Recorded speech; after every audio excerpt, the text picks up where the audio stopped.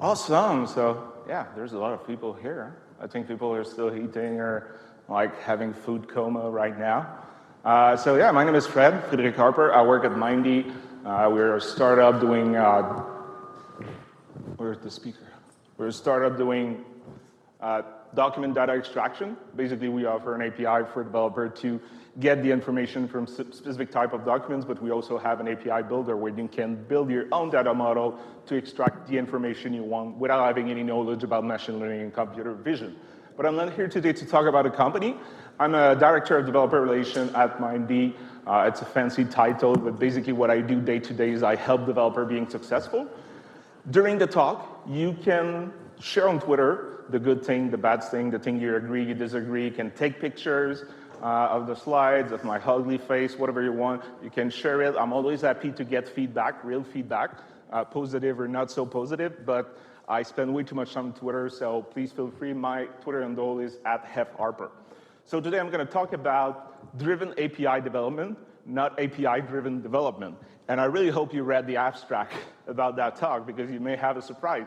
So today, sorry about that, we only have 25 minutes together, so it's really short to talk about what I want to talk about. So that's going to be kind of like a high-level pictures of the topic, just to make you understand the importance of driven API development, but also kind of like get you started and roll the ball to be a little more successful about it. So how many developers in the room are like, who's responsible of product or who's building a product right now? No matter what is the product, can be a services or anything. So I guess your product is good. Are you proud of your product? Yeah, nobody's like, yeah, my product is shit. Yeah, all products are good. Like we all like our products or services, what we're building. And this is important. Your product is probably one of the nicest products out there. You put a lot of time, you put a lot of effort, your people, your team work on those products. They're really, really nice. That's the best product out there in your expertise in what you're doing. But the problem is that if nobody heard about your product, if nobody saw your product, if nobody is aware that you have that product or services, you can have the best product out there. That's not going to work. If people don't know how to use your product, if it's not really clear, if I'm a developer and I go on your website and I check the documentation, it's not super clear about how I can use your product as a developer, I'm not going to use your product. Or I may try to use your product and I'm going to get frustrated and I'm going to go see a competitor because, you know, that's life. And as much as you think you have like a special idea, there's probably another company working the exact same thing that you're working right now. So there's opportunity for me as a customer to go see elsewhere. If you don't listen to your customers or potential customers and you just go with your own roadmap, what you think the user needs or wants, you may not be successful. It may be the end. It may be the end of your startup, of your company, of the product, or whatever you want to either sell people or get more users to use it. But there is a way for you to maximize the opportunities to be successful. And this is where driven API development comes in. And some of you may be surprised if you just read the title. So what is driven API development? It is developer relation included very early and naturally with your API development, in your API development. So today the talk is not about a new methodology about how to create an API. It's about thinking about developer relation, what is developer relation, and how can it help you to be successful with the product, services, with the API that you are building. Oh, there's even the word process, so it's even more serious and important. So that is mind-blowing. I don't know what I was thinking when I submitted that title for the talk. So again, it's why I was like, if people are expecting a new methodology about building API, you're not at the right place. We're going to talk about developer relation, but if you read the abstract, that was pretty clear. I guess so. I think so. But hey, that is the title of my talk, and you know, it kind of like grown on me. So let me show you how you can be successful, how you can have more chances to beat your competitor and just give a better experience to your users. So what the hell is developer relation? So how many people, when I ask you, what is DevRel or what is developer relation, like, do you know what I'm talking about? Instead of like just kind of maybe knowing because you know the words and what maybe it should be doing, but like, do you have an idea what it is or not? Some people, yes. Some people are like, I have no idea what you were saying, Fred. And it's okay, because that's part of the goal of the talk today. So this is how I describe the goal, the mission of developer relation. No matter the company I work for, it's basically we help developer be successful. So that's the first step. It doesn't even mean that I help them being successful with my own product. I'm there to help developer being successful, and I hope they're going to be successful with my product. But at the end of the day, I'm really there to help developers. By nurturing a healthy and welcoming community, which is important, because you can have a lot of customers out there, you can have a lot of people out there, but like if there's no way for you to reach to those people, there's no way for you to really welcome those people and that they feel part of something in a community around your application, service, or API. So welcoming community around the technology / product / service ecosystem. This means listening to, advocating for, inspiring, educating, and supporting your community however we can. So this is the goal of developer relation. It is, at the same time, simple and complex. So what we do is we help. This is the first thing we do. When people ask me what developer relation does, I say I help developer being successful, whatever successful means to them.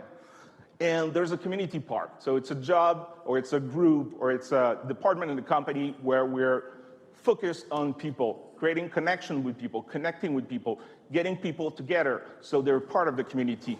We listen to them, a big thing that most companies do not do, no matter if your customers are developer or other type of like non-developer.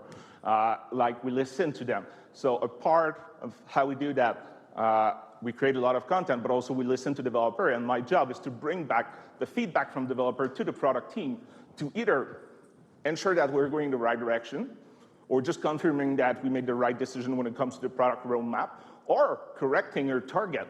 So we really help the people using, or people wanted to use our product. And when your phone rings during my talk, I ask you to come in the front and sing in front of people. You need to come sing? No? We don't have time? Okay.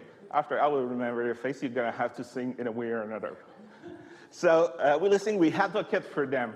So I'm always there to represent people. And yes, sometimes in some company, I'm looking right now where I work, but in some company it means maybe fighting a little bit salespeople. So they're not too annoying to the developer, and now I'm looking at a salesperson in my job, but he's doing a great job.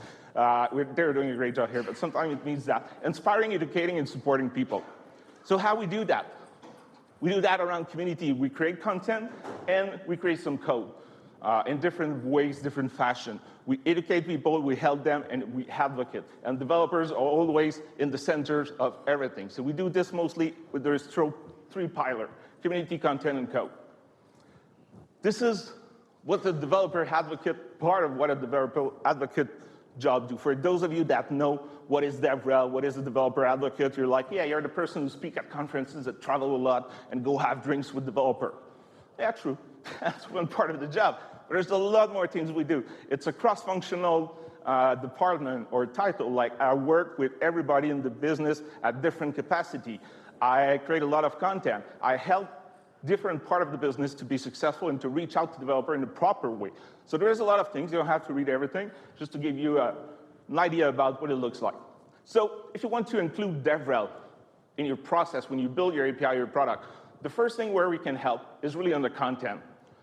As I said before, if I go on your website, I look at the documentation as a developer, and I don't really understand how it's working, or I try, and you have code example, and it's not working, it's not going to give me a great experience. So usually DevRel is either the department or the person who is responsible of the documentation, or at least can give a lot of feedback or try or ensure the quality of the documentation.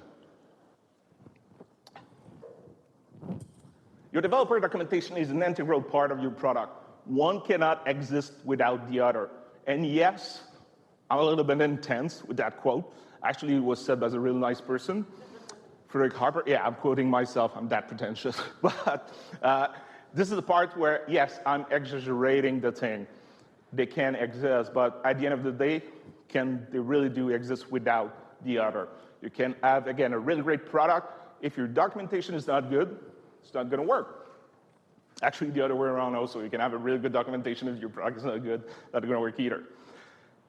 Great example of company doing great documentation.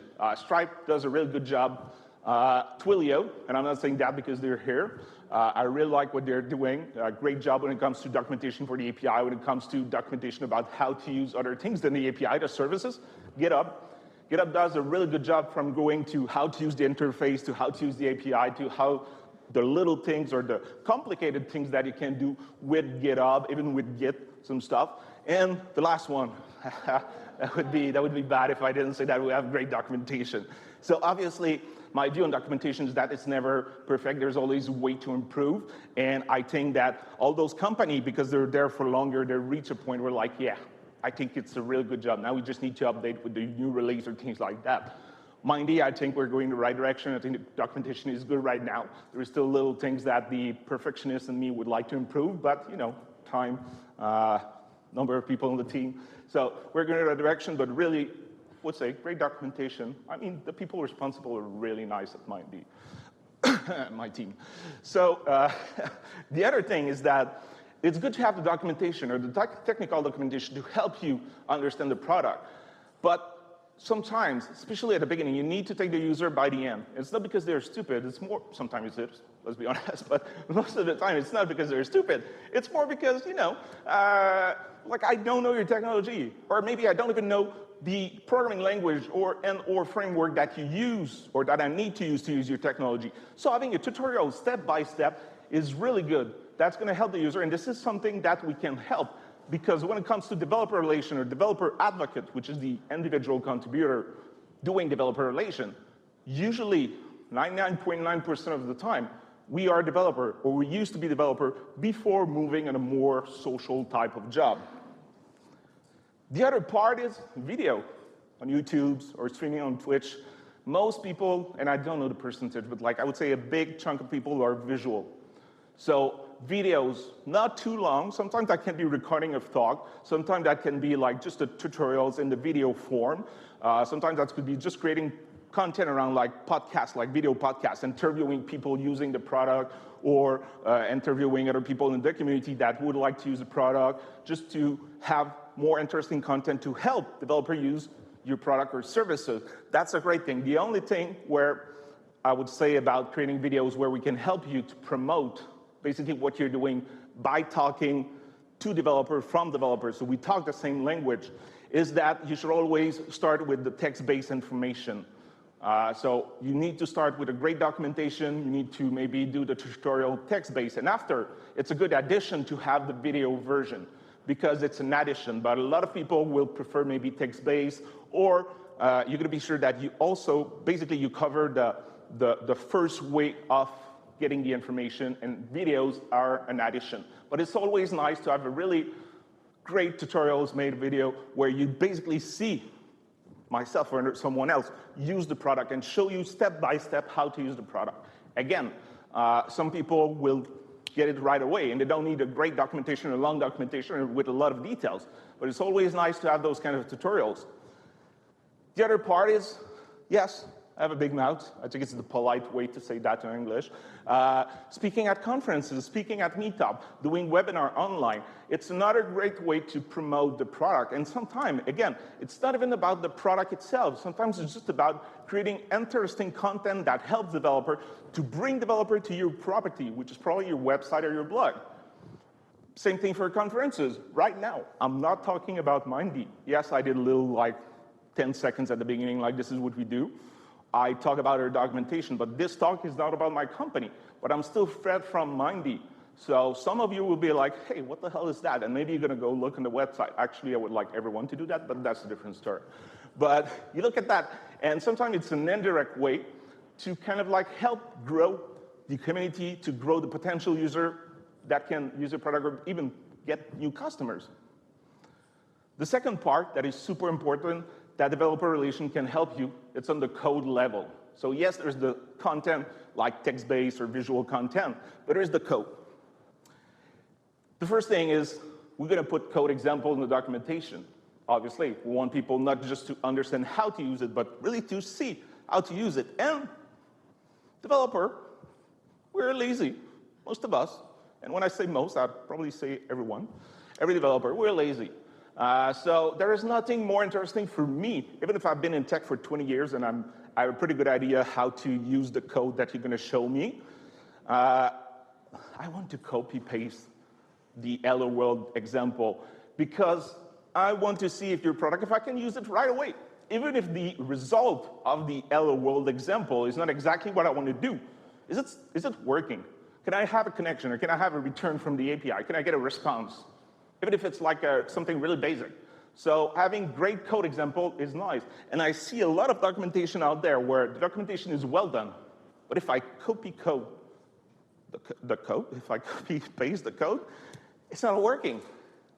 And maybe it's a detail. There's a way I'm probably going to be able to fix it. But it doesn't give me a great impression on your product, even if it's not related to your product, it's related to documentation. So you need to have people that are going to be able to create those great examples, but also test them and ensure that they're always up to date. The other thing we do, oh, forgot I had a mic. The other thing we do is we create demo application. This is also where we can help you, depending on your service. As an example, on Mindee we have SDK, so it's an API, so every developer can call an API, you don't need an SDK. But we have SDK to make your life even easier. But with those SDK, we also have code example on how to use the SDK, even if they're not complicated. And we have some demo application that some people, it was pure when I joined, I didn't do them yet on Mindee, but we have demo application where it's a bit easier. You can just like fork the repo, or just like clone the repo on your machine, and you run the 2-3 command, and voila, you have an application that is maybe a use case that is interesting to you, that is working and using my product or service. For that, we need to understand the product. So we become also the first customer of the product or API you're building. The other thing, and it's not all developer relations people doing that, but I really think that is part of what we do, is to, sorry, 2 minutes. Oh, fuck. Oh, I prefer 5 minutes, yeah. So relationship and integration with other product. You know, I was talking with some other company and Postman, Rapid API, and I'm like, hey, we can do some collaboration, and I can integrate with your product. You know, Mindee is made for a developer, but we also want people maybe a little less technical to be able to use it. So we create an integration with Zapier. So now you can use our API even more easily, and we're going to be able to do that, integrate with different platform. We'll also have some partnership. And quite often, we're going to put them on GitHub, GitLab. We're going to make them open source, which give an opportunity to the community to participate, to have an input, and you know what, even help us. And because we're the first customer of your product, we're going to be your beta tester, because we're going to test the product, because we need to understand it. We need to know how to write the documentation, the tutorials, and everything. So we're going to be able to test and debug your product and give you feedback. And what's really important is the community. So we network, we connect with developer, we answer questions. So we're not the official support team, but we basically do a little bit of support within our Slack community, within our Discord community, on social media. We help the customer support, if you have a customer support team, to answer the question. We listen, and I'm going to say that again and again and again.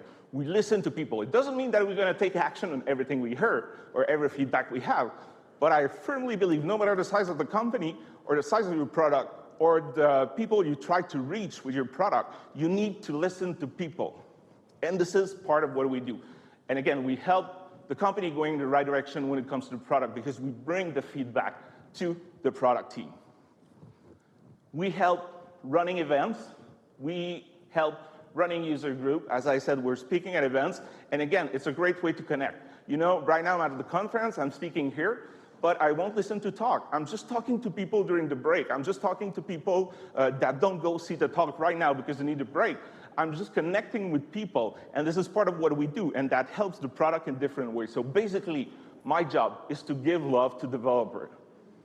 I know that may sound weird a little bit now that I'm saying it out loud, but my job is to give love to developer.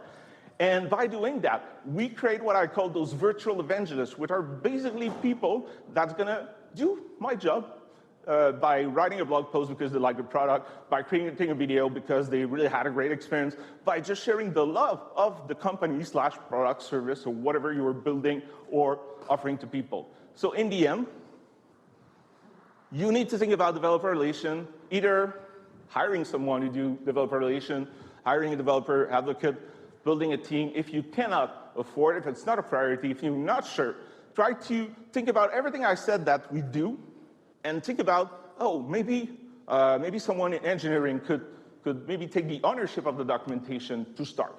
And oh, maybe someone in marketing could help to start maybe create events for developer. There's pieces that are super important that you can do within your business without hiring a developer relations team or a developer advocate. Quick resources, that's going to be online. It's recorded. GitHub/Mindee/DevRel, it's a repo where I start to put a lot of resources about how to do DevRel, about how to help the team. It's always a work in progress. DeveloperAdvocacy.com, it's only for developer relation people, but this is also a great website with a lot of information about how to start. WriteTheDocs.org, it's the one link to rule them all when it comes to documentation. Technical documentation is the best place, the best community. And there's the Business Value of Developer Relation by Mary Tingle. I never know what to say her name. Things, well, sorry, Mary, I know. Really good book about business value. So on that note, I think I just ran out of time. Yes, that's my fat baby. You don't see her, but she's so fat. But I love her, she's cute. And I had no beard. So my name is Fred. Feel free to send me an email, fred@mindee.com. F Harper on Twitter, I spend way too much time there. You can also schedule a coffee chat with me, 30 minutes for free, just talking about anything and everything, talking about what I just talked about, everything else. But I'm going to be here during the conference. You can take time with me. And yeah, I think that's it. So thanks for your time. Thanks for being here. And if you have any comments, suggestions, question, insult, I'm going to be right outside to leave the space for the next speaker. Excellent. Thank you.